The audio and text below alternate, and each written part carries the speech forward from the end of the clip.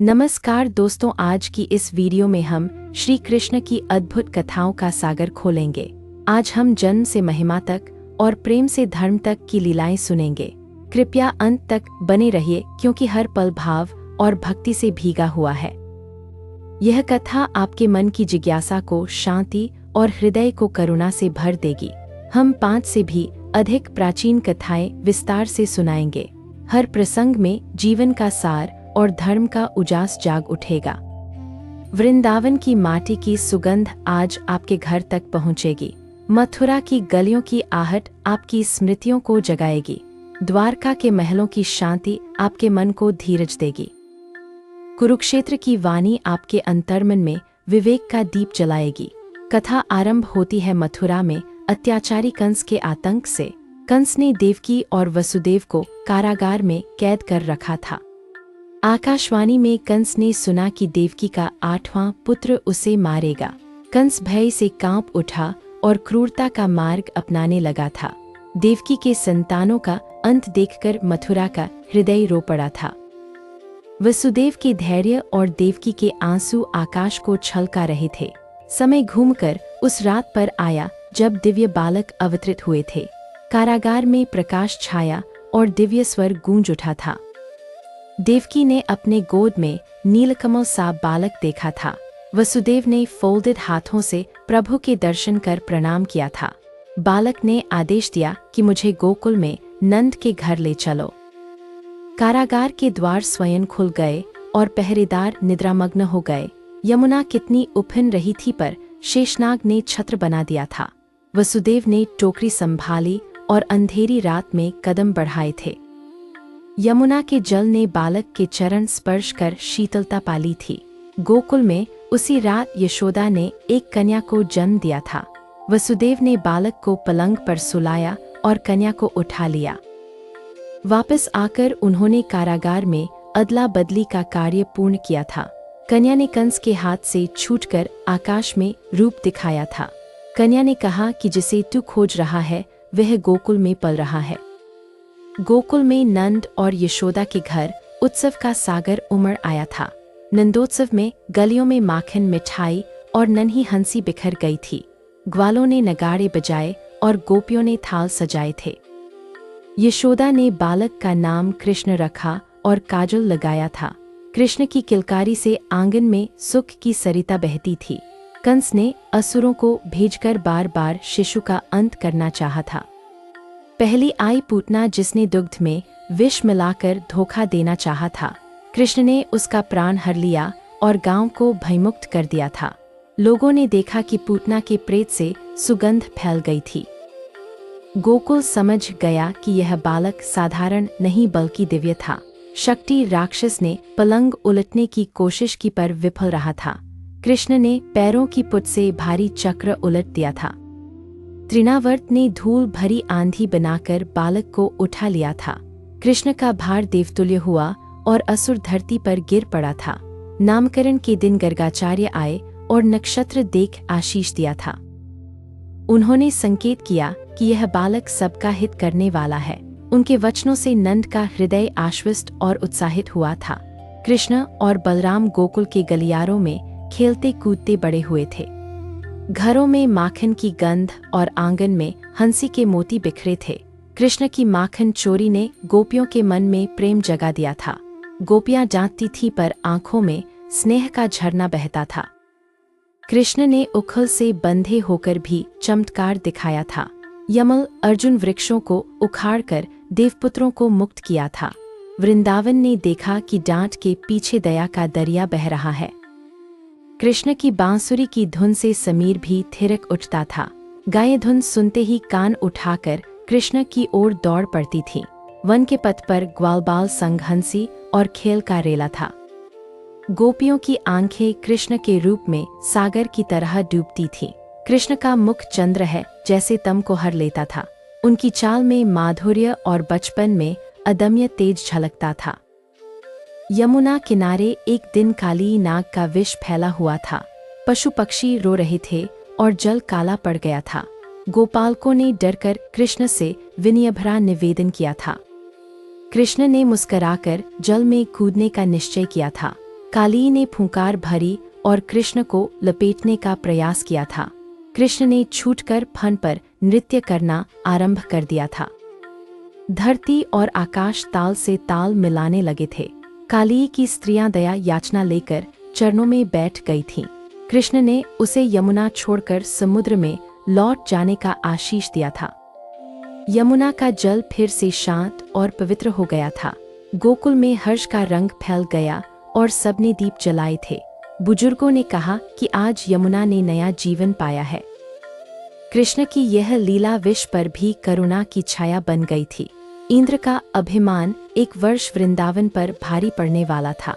ग्वालों ने कृष्ण की बात मानकर गोवर्धन का पूजन किया था। इंद्र क्रोधित हुए और घोर वर्षा लेकर बादलों को आदेश दिया था। वृंदावन में आंधी तूफान और जल प्रलय का दृश्य बन गया था। कृष्ण ने गोवर्धन उठाकर सबको आश्रय देने का निश्चय किया था। छोटे से बालक ने पर्वत को कनी उंगली पर उठा लिया था। गोपियां गायें सब पर्वत तले सुरक्षित ठहर गए थे। 7 दिन तक कृष्ण ने बिना थके पर्वत थामे रखा था।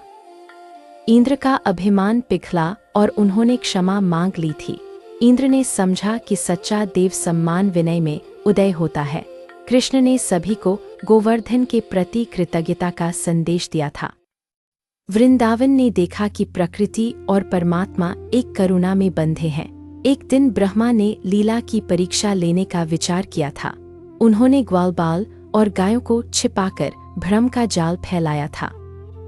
कृष्ण ने स्वयं सबके रूप धारण कर लीला को स्थिर कर दिया था। माताओं ने वही प्रेम पाया और गायों ने वही स्नेह महसूस किया था। ब्रह्मा ने अंत में मस्तक झुकाकर प्रार्थना की और क्षमा मांगी थी। उन्होंने देखा कि हर रूप में वही एक सत्य प्रकाशमान रहता है। वृंदावन की रातें रास की मधुरता से भरपूर जगमगाती थीं। गोपियों के हृदय में कृष्ण नाम का दीप सदा जलता था।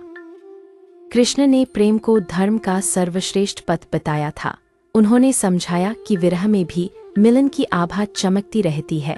गोपियों ने अपने दैनंदिन में भक्ति का परम रंग भर लिया था। कंस ने संदेश भेजकर कृष्ण और बलराम को मथुरा बुलाया था।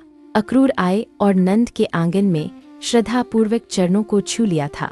गोपियों के हृदय में बिछोह का तूफान उठ खड़ा हुआ था। कृष्ण ने प्रेम की शांति से विदा का दर्द कम कर दिया था। यमुना तट पर अक्रूर ने दिव्य दर्शन का अद्भुत अनुभव पाया था। उन्होंने देखा कि जल में अनंत सृष्टि का विस्तार दिख रहा था। मथुरा की चौखट पर कृष्ण ने पहली बार कदम रखा था। उनके रूप से नगरी का अंधकार अचानक ओझल होता सा लगा। वे कंस के धनुषोत्सव में सहज शांत भाव से पहुंचे थे। कुबलापीड़ हाथी को उन्होंने सरलता से परास्त कर दिया था। मल्लयुद्ध में चाणूर और मुष्टिक का अभिमान धूल बन गया था।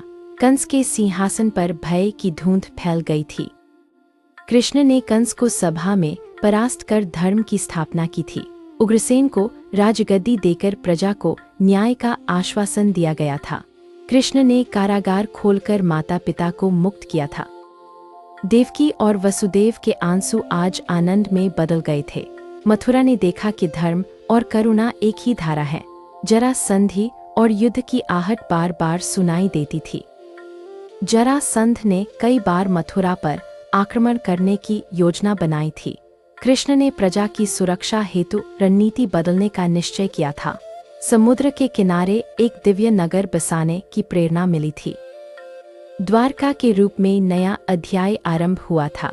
द्वारका के महल शांति और नीति के नियमों से सुसज्जित बने थे। वहां न्याय, करुणा और सुव्यवस्था का पूर्ण समावेश दिखता था। गुरु संदीपनी के आश्रम में कृष्ण और बलराम ने विद्याएं सीखी थी। उन्होंने वेद शास्त्र, धनुर्विद्या और नीति शास्त्र का सार अपनाया था। गुरु दक्षिणा में उन्होंने गुरुपुत्र के वियोग का अंत कर दिया था। समुद्र की लहरों ने उस सेवा का गीत गाना शुरू किया था। विद्या और विनय कृष्ण के जीवन में साथ साथ चलते थे। एक दिन विदर्भ की राजकुमारी रुक्मिणी का पत्र प्रेम से आया था। उसने लिखकर कहा कि मेरा मन कृष्ण में ही रमा हुआ है। रुक्मिणी के भाई ने अन्यत्र विवाह का आग्रह कर रखा था। कृष्ण रुक्मिणी के सम्मान की रक्षा हेतु विदर्भ पहुंचे थे। मंदिर से लौटती रुक्मिणी को वीरता से ससमान साथ ले चले थे। रुक्मी ने पीछा किया पर पराजित होकर क्रोध शांत करना पड़ा था। द्वारका में रुक्मिणी स्वागत के दीपों में मुस्कुराती आई थीं। यह विवाह प्रेम और धर्म के संगम का उज्जवल प्रतीक बना था। एक समय सीमंतक मणि के कारण गलतफहमी का बादल छा गया था। कृष्ण पर चोरी का झूठा आरोप लगाकर लोग भ्रमित हो गए थे। कृष्ण ने सत्य की खोज कर दोषियों को बेनकाब कर दिया था। सत्यभामाजी का गौरव और कृष्ण का मान पुनर्स्थापित हुआ था। सत्य की जीत ने द्वारका में विश्वास का दीप फिर जला दिया था।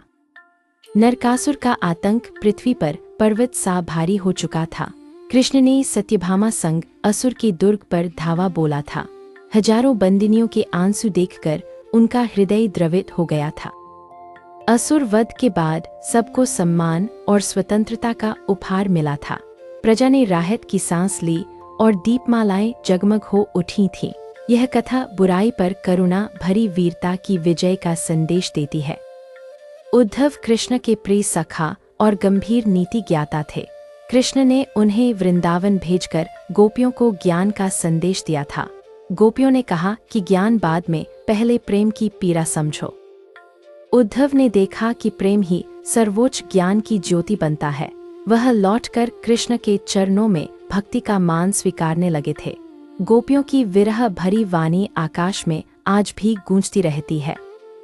सुदामा कृष्ण का बालिस्खा और अत्यंत दरिद्र ब्राह्मण था। उसने पत्नी के कहने पर द्वारका जाने का संकोची निर्णय लिया था। हाथ में थोड़ा चिवड़ा और मन में संकोच भरकर वह चला था। द्वारका में कृष्ण ने सुदामा को देखकर दौड़कर गले लगा लिया था।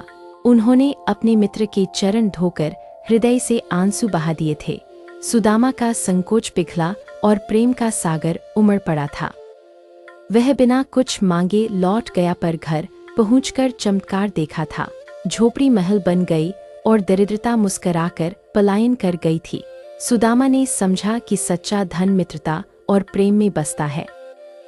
कृष्ण ने दान का सार बताया कि मन की उदारता ही सर्वोपरि है। हस्तिनापुर में अन्याय और दुराचार का धुंध फैल रहा था। दुर्योधन के अहंकार ने राज्य और धर्म को जकड़ लिया था। पांडव वनवास और अपमान का घूंट पीते रहे थे। द्रौपदी के चीरहरण में सभा का हृदय पत्थर बन गया था। द्रौपदी ने कृष्ण को पुकारा और आर्त पुकार सुन ली गई थी। अनंत चीर ने अस्मिता की रक्षा की और अधर्म शर्मिंदा हुआ था। कृष्ण ने दुर्योधन को अंततः विनाश की राह से हटने को समझाया था, पर अहंकार अंधा रहा और युद्ध की आहट प्रबल होती रही थी। कृष्ण शांति दूत बनकर हस्तिनापुर की सभा में पहुंचे थे। उन्होंने न्यूनतम न्याय की प्रस्तावना भी बड़ी विनय से रखी थी। दुर्योधन ने कैद की धृष्टता दिखाई और धर्म का अपमान किया था। कृष्ण ने विराट रूप दिखाकर सभा को अचंभित कर दिया था। वहां सभी ने देखा कि ब्रह्मांड उनकी देह में समाया है। युद्ध अनिवार्य हुआ और कुरुक्षेत्र का मैदान करुणा से भर गया था। अर्जुन का धनुष शिथिल पड़ा और मन संशय से भर गया था। कृष्ण ने सारथी बनकर अर्जुन को धर्म की सीख दी थी। उन्होंने कर्म, ज्ञान और भक्ति का समन्वित मार्ग समझाया था। उन्होंने कहा कि कर्तव्य में स्थित रहो और फल का त्याग करो। अर्जुन का मोह छूटा और दृष्टि निर्मल जल जैसी हो गई थी। कुरुक्षेत्र का रण धर्म और नीति के प्रकाश में संचालित हुआ था। जब जब धर्म घटता है तब तब ईश्वर रूप बदलकर आता है। कृष्ण की वाणी ने युगों युगों तक मानवता को थामा है। युद्ध के बाद भी कृष्ण ने विनम्रता का उदाहरण बनाए रखा था। उन्होंने अहंकार को दूर रखकर केवल कर्तव्य पर ध्यान केंद्रित किया था। द्वारका में कृष्ण ने शासन को न्याय और करुणा से सजाया था। यदुवंश में उत्सव और अध्यात्म का सुंदर संतुलन बसता था। समय का चक्र घूमता रहा और संसार अपनी गति से चलता रहा।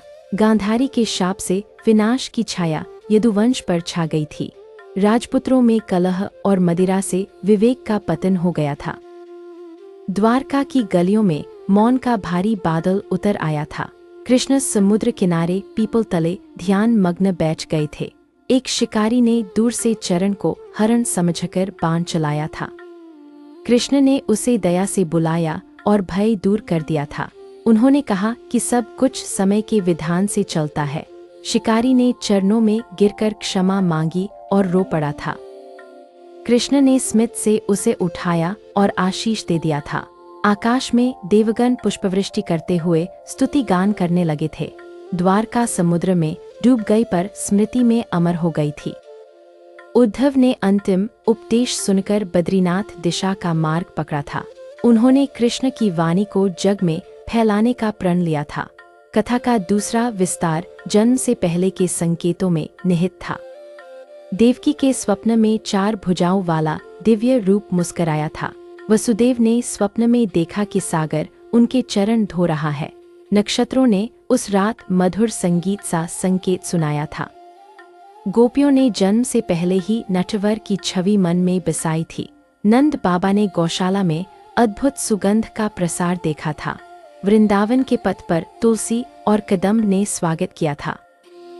गायों की आंखों में अद्भुत शांति का ताल समाया था। कथा का तीसरा विस्तार रास और विरह के भावों में बहता है। शरद पूर्णिमा की रात में चंद्रमा दूधिया प्रकाश बरसा रहा था। गोपियों के कदम धीमे और हृदय तेज धड़कता महसूस हुआ था। कृष्ण ने प्रत्येक हृदय में स्वयं होकर संग नृत्य किया था। समय थम गया और धड़कने माधुर्य की लय में बह चली थी। रास कोई सामान्य नृत्य नहीं, प्रेम का सर्वोच्च ध्यान था। विरह में स्मरण का दीप जलाकर गोपियां दिन रात जीती थीं। कृष्ण ने कहा कि जहां स्मरण है वहां मेरा निवास है। कथा का चौथा विस्तार नीति और क्षात्रधर्म के उदाहरणों से जुड़ा है।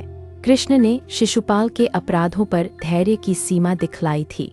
सीमा लांघते ही उन्होंने सभा में न्याय का संकल्प निभाया था। जरासंध के बंधकों को मुक्त कराने हेतु नीति रण का मेल रचा था। भीम अरुण पर्वत जैसे बल के साथ कूटनीति से जीत पाए थे। कृष्ण ने हर मोड़ पर धर्म को सर्वोपरि स्थान दिलाया था। रुक्मिणी के पत्र की करुण पंक्तियों ने मन को छुआ था। कृष्ण ने स्त्री के सम्मान को धर्म का मुकुट बताया था। उन्होंने कहा कि जहां स्त्री सम्मानित है वहीं देव वास करते हैं। कथा का पांचवां विस्तार भक्ति और सेवा की राह दिखलाता है। विदुर के घर साग में कृष्ण ने प्रेम का स्वाद पाया था। दुर्योधन के भोग में अहंकार का स्वाद कड़वा लग रहा था। कृष्ण ने सादगी में छिपे आनंद का रहस्य जग को बताया था।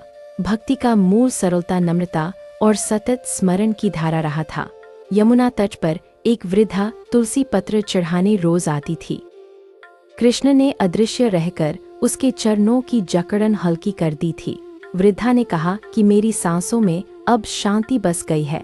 कृष्ण ने उत्तर दिया कि जहाँ विश्वास है वहाँ चमत्कार जन्मता है। एक ग्वाला गलती से बछड़े को खोकर दुखी बैठ गया था।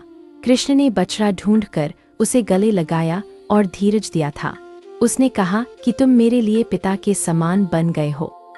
कृष्ण ने कहा कि प्रेम में रिश्तों की सीमाएं मिट जाया करती हैं। एक बार सूखा पड़ा और खेत सूने आकाश को तकने लगे थे। कृष्ण ने गोवर्धन के चरणों में प्रार्थना का दीप जला दिया था। बादल आए और वृंदावन में नमी की खुशबू फैल गई थी।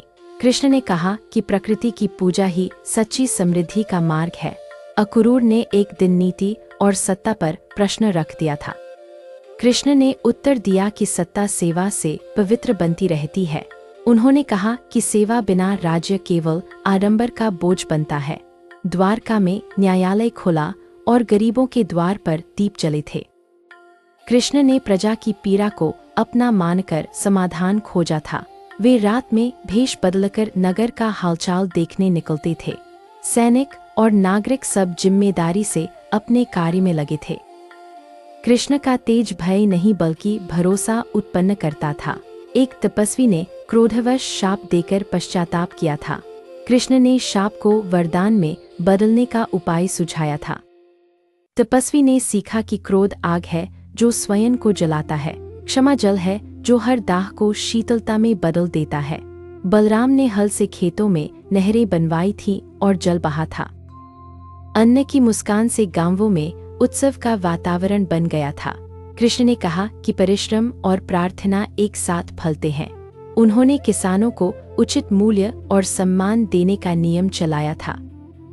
एक कलाकार ने कृष्ण का चित्र बनाकर चरणों में रख दिया था। चित्र सामान्य था पर भाव असाधारण और सच्चा अनुभव देता था।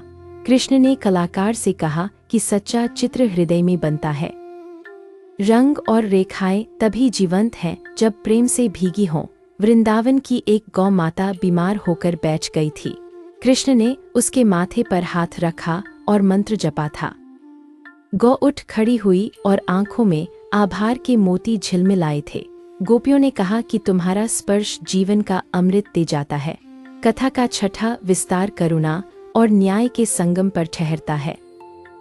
एक चोर पकड़ा गया पर उसकी भूख का कारण सामने आया था। कृष्ण ने दंड के स्थान पर कार्य और भोजन का प्रबंध करवाया था। चोर ने सुधरकर सबसे पहले मंदिर में दीप जलाया था। द्वारका का प्रहरी देखकर बोला कि न्याय का स्वरूप बदल गया है। कृष्ण ने कहा कि सुधार ही सच्ची सुरक्षा का आधार बनता है। एक वेश्या ने भी अपने जीवन में परिवर्तन का संकल्प लिया था। कृष्ण ने उसके प्रयास को सम्मान देकर समाज का चेहरा बदला था। स्त्री पुरुष सभी को समान सम्मान देना ही धर्म का सार है। वह स्त्री आगे चलकर अनाथ बालकों की माता बन गई थी। एक व्यापारी लोभ में फंसकर तौल में कपट कर रहा था। कृष्ण ने आईना दिखाया कि विश्वास से बड़ा पूंजी कोई नहीं होता। व्यापारी ने घाटा उठाया पर सम्मान का लाभ बड़ा मिल गया था। बाजार में फिर से सच्चाई की तौल बराबरी से बैठ गई थी। कथा का सातवां विस्तार संगीत और साधना के संग चलता है। एक गायक स्वर में उलझकर थका सा मंच पर बैठ गया था। कृष्ण ने कहा कि स्वरों से पहले मौन को साधो। गायक ने मौन में बांसुरी सुनी और फिर गाया था। सभागार में भक्ति का कंपन उठकर सभी को स्पर्श करता गया। कृष्ण ने ताली नहीं प्रेम से भरपूर दृष्टि दी थी। एक नर्तकी के पांव लड़खड़ाए पर मन स्थिर रहा था। कृष्ण ने संकेत किया कि मन स्थिर तो नृत्य सफल है। नर्तकी ने नम्रता से प्रणाम किया और साधना का मार्ग पकड़ लिया। द्वारका में कला, साधना और सेवा एक परिवार बन गए थे। कथा का आठवां विस्तार दान और त्याग के प्रसंग दिखाता है। एक ऋषि ने स्वर्ण का पर्वत दान दिया था। कृष्ण ने कहा कि एक दाना प्रेम से अधिक मूल्यवान है। दान हृदय से निकले तो छोटा भी पर्वत बन जाता है। त्याग दिखावा नहीं बल्कि भीतर की आसक्ति का विसर्जन है। लोगों ने आचरण में सरलता अपनाकर संतोष की राह पकड़ ली। कथा का नौवां विस्तार संतों के संग की महिमा बिखेरता है। नारद आए और हरि नाम का कीर्तन गूंज उठा था। कृष्ण ने कहा कि संग जितना पवित्र उतना मन खिलता है। कुब्जा ने चंदन का लेप प्रेम से अर्पित कर दिया था। कृष्ण ने उसकी कुबर सीधी कर सम्मान का स्पर्श दिया था। नगर ने देखा कि प्रेम देह नहीं अंतर्मन को बदलता है। कथा का 10वां विस्तार संतुलित जीवन के नियम बतलाता है। कृष्ण ने अर्जुन से कहा कि आहार विहार में संयम जरूरी है। नींद और जागरण को भी संतुलन से साधो और आगे बढ़ो। क्रोध, लोभ, ईर्ष्या को ज्ञान और सेवा से धोया जा सकता है। साधना का अर्थ भागना नहीं बल्कि भीतर को स्वच्छ करना है। जीवन में निरंतर सुधार ही साधना का सच्चा पुरस्कार है। कथा का 11वां विस्तार गुरु भक्ति पर पुष्प चढ़ाता है। संदीपनी के चरणों में कृष्ण ने विनम्रता का दीप प्रज्वलित किया था। गुरु पुत्र का वियोग देखकर उन्होंने समुद्र से प्रार्थना की थी। समुद्र ने बालक लौटाया और आश्रम में हर्ष गूंज उठा था। गुरु ने कहा कि यह शिष्य नहीं स्वयं गुरु का गौरव है। कृष्ण ने उत्तर दिया कि गुरु ही शिष्य का भविष्य बनाता है। कथा का 12वां विस्तार माता के स्नेह के रस से भरा है। यशोदा ने एक दिन कृष्ण के मुंह में ब्रह्मांड देखा था। माता का हृदय आश्चर्य और ममता से भर उठा था। कृष्ण ने मुस्कुराकर ममता का हाथ चूम लिया था। माता ने कहा कि तू चाहे जो हो मेरा लाल है। कृष्ण ने उत्तर दिया कि आपकी ममता ही मेरा संसार है। कथा का 13वां विस्तार मित्रता के मान को बताता है। अर्जुन सखा थे और संवाद सदा सत्य से सना रहता था। कृष्ण ने कभी आज्ञा नहीं दी, केवल मार्ग दिखाया था। मित्रता का अर्थ है साथ देना और स्वतंत्रता बचाए रखना। सुदामा संग मित्रता में सरलता का चरम रूप दिखा था। मित्रता का पुष्प सम्मान और विश्वास के जल से खिलता है। कथा का 14वां विस्तार किसान और राजा की चर्चा करता है। कृष्ण ने कहा कि अन्नदाता का मान राज्य का शिरोमणि है। उन्होंने कर कम कर सेवा अधिक का सिद्धांत लागू किया था। गांवों में स्कूल और कुएं बनवाकर जलधारा चलाई गई थी। जनता ने भरोसे के साथ शासन को अपना साथी बनाया था। राजा और प्रजा के बीच संवाद श्रद्धा का पुल बन गया था। कथा का 15वां विस्तार पराक्रम और करुणा का संतुलन दिखाता है। कृष्ण रण में दृढ़ पर शांति में कोमल बने रहते थे। उन्होंने शस्त्र को अंतिम और वचन को प्रथम स्थान दिया था। उनकी रणनीति में जनहानि कम और परिणाम बड़ा दिखता था। यही संतुलन उन्हें लोक नायक से अधिक धर्म पुरुष बनाता है। प्रजा ने इसी कारण उन्हें अपना हृदय समर्पित किया था। कथा का 16वां विस्तार दैवी और मानवी संगम पर झरता है। कृष्ण स्वयं ईश्वर होकर भी मनुष्यता की गरिमा निभाते थे। उन्होंने श्रम को पूजा कहा और सेवा को साधना माना था। इस संगम ने युगों तक आदर्श के दीप जलाए हैं। हमारे जीवन में यह संगम दिशा देता और दीपक बनता है। कथा का 17वां विस्तार आशा और निराशा का संग्राम दिखाता है। जब सब मार्ग बंद दिखे तब भी स्मरण का द्वार खुला रहता है। द्रौपदी का स्मरण हो या ग्वाले का रुदन सब सुना जाता है। कृष्ण ने कहा कि आर्त हृदय सदा मेरे अत्यंत निकट रहता है। आशा का प्रकाश भीतर से बाहर तक मार्ग बना देता है। निराशा का घना बादल स्मरण की हवा से छंट जाता है। कथा का 18वां विस्तार वैराग्य और कर्तव्य का मेल बताता है। कृष्ण गृहस्थ थे पर भीतर वैराग्य का निर्मल सरोवर था। उन्होंने किसी संबंध को छोड़ा नहीं पर आसक्ति नहीं रखी थी। कर्तव्य निभाते हुए मन को साक्षी बनाकर चलना ही साधना है। यह शिक्षा हर गृहस्थ के जीवन में दीप सी चमकती है। कथा का 19वां विस्तार बच्चों के लिए प्रेरणा देता है। कृष्ण के खेल में सीख और आनंद साथ साथ चलते थे। उन्होंने मित्रता, ईमान और साहस के पाठ बचपन से पढ़ाए थे। गायों की सेवा और बड़ों का सम्मान सभी ने सीखा था। बचपन की संस्कार ही जीवन की सबसे बड़ी पूंजी बनती है। कथा का 20वां विस्तार स्मरण और नाम की महिमा बताता है। कृष्ण नाम जप से मन का अशांत सागर शांत हो जाता है। नाम मन को वर्तमान में टिकाकर चिंता का बोझ हल्का करता है। यह अभ्यास धीरे धीरे स्वभाव बनकर जीवन को बदल देता है। गृहस्थी साधुता की परख इसी सरल साधना से शुरू हो सकती है। कथा का 21वां विस्तार समाज सुधार की प्रेरणा देता है।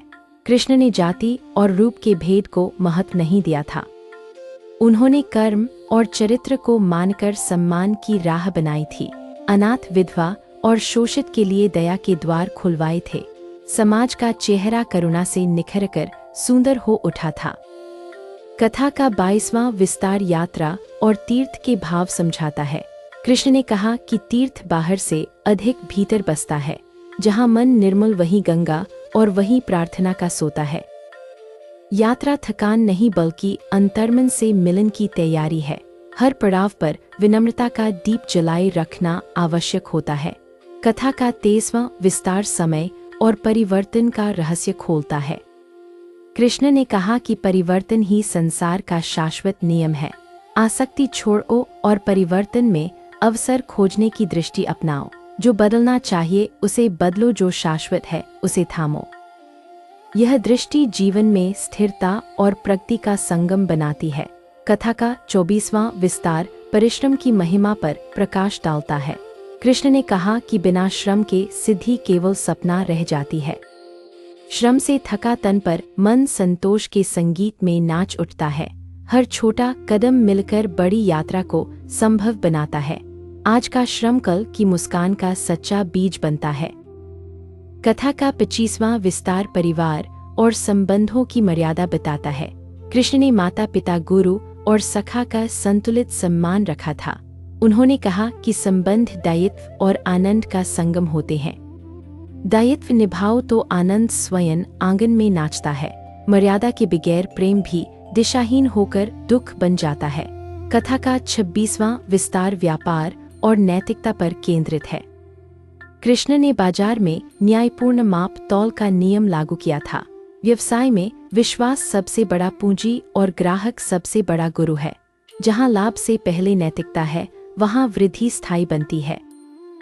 द्वारका का बाजार इसी कारण दूर दूर तक प्रख्यात हो गया था। कथा का 27वां विस्तार शत्रुता के अंत की राह दिखाता है। कृष्ण ने कहा कि वैर जड़ से मिटे तो शांति लंबे समय टिकती है। जड़ में अक्सर गलतफहमी और अहंकार का विष भरा होता है। संवाद और क्षमा से जड़ को काटना ही श्रेष्ठ उपाय है। जहां संवाद रुकता है, वहां शस्त्र बोलने लगते हैं। कथा का 28वां विस्तार शिक्षा और बालिका सम्मान पर है। कृष्ण ने बालिकाओं के पढ़ने और सीखने की राह आसान बनाई थी। उन्होंने कहा कि शिक्षा से घर और राज्य दोनों उजियारे होते हैं। ज्ञान जब नारी के हाथ आता है तो पीढ़ियां बदलती हैं। द्वारका में गुरुकुल और गृह शिक्षा का सुंदर मेल स्थापित हुआ था। कथा का 29वां विस्तार पर्यावरण प्रेम की मिसाल देता है। कृष्ण ने वृक्षारोपण का महोत्सव मनवाकर छाया का उपहार दिया था। उन्होंने कहा कि वृक्ष मानव के सबसे निस्वार्थ सखा होते हैं। जल, वायु और धरती का सम्मान ही भविष्य की गारंटी बनता है। वृंदावन और द्वारका इसी कारण हरियाली में मुस्कुराते दिखते थे। कथा का 30वां विस्तार समर्पण की पराकाष्ठा समझाता है। कृष्ण ने कहा कि अपने स्वार्थ को छोटा करो और जग को बड़ा। समर्पण का अर्थ आत्म अनादर नहीं, आत्म प्रकाश का विस्तार है। जहां समर्पण है, वहां भय और संदेह स्वयं समाप्त हो जाते हैं। जीवन की यात्रा में समर्पण ही सबसे भरोसेमंद साथी बनता है। अब हम संक्षेप में मुख्य कथाओं का पुनर्स्मरण करते हैं। जन्म की रात का चमत्कार दया, साहस और विश्वास का प्रतीक बना था। काली दमन ने करुणा और शक्ति का संयुक्त रूप दिखाया था। गोवर्धन लीला ने प्रकृति सम्मान और अहंकार भंजन का पाठ पढ़ाया था। मथुरा विजय ने अत्याचार पर धर्म की स्थायी जीत सुनिश्चित कर दी थी। रुक्मिणी विवाह ने प्रेम, सम्मान और साहस का उत्कर्ष दिखाया था। सीमंतक और नरकासुर प्रसंग ने सत्य और न्याय का पताका उठाया था। सुदामा प्रसंग ने मित्रता और दान का अमर पुष्प खिला दिया था। द्रौपदी और कुरुक्षेत्र प्रसंग ने धर्म का विश्वव्यापी घोष कर दिया था। द्वारका और अंतिम यात्रा ने वैराग्य और समय के सत्य को दिखाया था। कृष्ण की कथा केवल कथा नहीं, जीवन की दिशा बनती है। इन प्रसंगों से हम अपने दैनिक जीवन में प्रकाश पा सकते हैं। जहाँ प्रेम, करुणा और सत्य है, वहीं कृष्ण की मुस्कान बसती है। जहाँ परिश्रम, सेवा और समर्पण है, वहीं विजय का मार्ग खुलता है। जहाँ स्मरण और नाम है, वहीं हृदय में शांति का घर बनता है। इस कथा के साथ आप सभी के जीवन में आनंद उतरे। आपके घरों में प्रेम और समृद्धि के दीप सदा जलते रहें। आपके हृदय में साहस और करुणा साथ साथ खिलते रहें। कृष्ण की वाणी आपके निर्णयों में विवेक का संचार करती रहे। कृष्ण की छाया आपके पथ पर सदा शीतलता बरसाती रहे। अब कुछ दुर्लभ प्रसंग सुनिए जिनमें रस और रहस्य छिपा है। एक दिन कृष्ण ने आटे से गोवर्धन का रूप बनवाया था। बच्चों ने आटे के पर्वत को प्रेम से भोग लगाया था। कृष्ण ने कहा कि भाव बड़ा है, भोग बाद में आता है। उस दिन से बाल मन में पूजा का बीज अंकुरित हो गया था। एक ग्वालन रोज शिकायत लेकर नंद के आंगन पहुंच जाती थी। कृष्ण मुस्कुराते और माखन का डला मुंह में रख लेते थे। ग्वालन नाराज होकर भी भीतर से प्रसन्न दिखती थी। यह शिकायत प्रेम की भाषा बनकर रोज नए रंग भरती थी। एक कठोर हृदय ब्राह्मण ने प्रसाद में तिरस्कार दिखाया था। कृष्ण ने उसके बच्चे को प्रेम से गोद में उठाया था। ब्राह्मण का मन पिघला और उसने प्रसाद को माथे से लगाया था। कृष्ण ने कहा कि प्रसाद से पहले मन का अहंकार उतारो। एक सेनापति को शौर्य पर गर्व था और वह अकड़ता था। कृष्ण ने उसे खेत में हल चलवाकर विनम्रता का पाठ सिखाया था। सेनापति ने समझा कि अन्न का पसीना ही असली पदक बनता है। तब से सेना में सेवा दिवस मनाने की प्रथा आरंभ हुई थी। एक कवि ने रोते हुए कहा कि शब्द साथ नहीं दे रहे हैं। कृष्ण ने कहा कि पहले सुनो फिर लिखो तब कविता जन्मेगी। कवि ने गावों की आहट सुनी और पंक्तियां खिल उठी थीं। कविता में फिर से मिट्टी और मनुष्यता की गंध आ गई थी। एक बार बालक ने प्रश्न किया कि ईश्वर दूर क्यों लगता है। कृष्ण ने कहा कि तुम दूर खड़े हो इसलिए दूरी दिखती है। एक कदम बढ़ाओ तो देखो वह 10 कदम आगे बढ़ेगा। बालक ने नाम जप शुरू किया और दूरी मिट्टी चली गई थी। एक वृद्ध ने कहा कि पाप भारी है, क्या क्षमा मिलेगी। कृष्ण ने कहा कि पश्चाताप और सुधार का संकल्प क्षमा का द्वार है। वृद्ध ने दूसरों का ऋण चुकाया और मन हल्का हो गया था। उसके चेहरे पर वर्षों बाद शांति की रेखा उभरी थी। एक कृषक की फसल नष्ट हुई और मन टूट गया था। कृष्ण ने बीज और विश्वास देकर पुनः बोआई की प्रेरणा दी थी। अगले मौसम में खेत लहलहा उठे और आशा लौट आई थी। कृषक ने कहा कि आपने मेरा मन सींचकर जीवन बचा लिया। एक राजकुमार विलास में खोकर आलसी हो गया था। कृष्ण ने उसे सेवकों की सेवा का अनुभव करवाया था। राजकुमार की आंखें खुली और उसने श्रम का मार्ग पकड़ लिया। राज्य को एक करुण और कर्मठ उत्तराधिकारी मिल गया था। एक साधु ने जनता से दूरी बनाकर कठोर व्रत धारण कर लिया था। कृष्ण ने कहा कि व्रत का फल सेवा के बिना अधूरा रह जाता है। साधु ने अनाथालय में भोजन परोसकर व्रत का अर्थ समझा था। उस दिन से उसका व्रत समाज का उत्सव बन गया था। एक नन्ही बच्ची ने फूलों की माला खुद बनाकर चढ़ा दी थी। कृष्ण ने माला पहनकर कहा कि यह सबसे सुंदर आभूषण है। बच्ची ने हंसकर कहा कि मैं रोज नई माला बनाऊंगी। कृष्ण ने कहा कि रोज नया प्रेम ही सच्ची माला बनता है। अब समापन से पहले हृदय में कुछ बीज रोपते हैं। सत्य को बोलने से पहले स्वयं से सत्य रहना सीखें। प्रेम को पाने से पहले देने की आदत विकसित करें। करुणा को फैलाने से पहले निर्णयों में विनम्रता अपनाएं। परिश्रम को बढ़ाने से पहले आलस्य को मुस्कुराकर विदा करें। स्मरण को जगाने से पहले सांसों को शांत करना सीखें। कृष्ण की कथा इन सब का सरल मार्ग हमारे सामने रखती है। जब भी मार्ग कठिन लगे तब कृष्ण का नाम स्मरण करिए। जब भी निर्णय भारी लगे तब गीता का सार याद करिए। जब भी मन व्याकुल हो तब बांसुरी की धुन सुनकर ठहरिए। जब भी अहंकार उभरे तब गोवर्धन की कथा हृदय में जगाइए। जब भी डर सताए तब काली दमन का साहस अपनाइए। जब भी उदासी छाए तब सुदामा मिलन का स्नेह स्मरण करिए। जब भी निष्ठुरता दिखे तब द्रौपदी रक्षा का संकल्प जगाइए। जब भी भ्रम घिरे तब ब्रह्मा मोहन का प्रकाश भीतर जलाइए। जब भी लोभ आए तब सीमंतक प्रसंग का सत्य याद रखिए। जब भी अन्याय दिखे तब नरकासुर वध की नीति अपनाइए।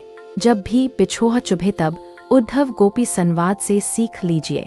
जब भी समय बदल जाए तब वैराग्य की शांति हृदय में रखिए। कथा यही नहीं रुकती, यह जीवन के हर मोड़ पर चलती है। आप जहाँ होंगे वहाँ कृष्ण की मुस्कान आपकी राह रोशन करेगी। आप जो करेंगे उसमें कृष्ण की करुणा आपका हाथ थामेगी। आप जो बनेंगे उसमें कृष्ण का सत्य आपका आधार बनेगा। आज की यात्रा का यह प्रसाद आप सबके हृदय को समर्पित है। धन्यवाद दोस्तों। अब अगले मिलन तक कृष्ण नाम का दीप जलाए रखिए।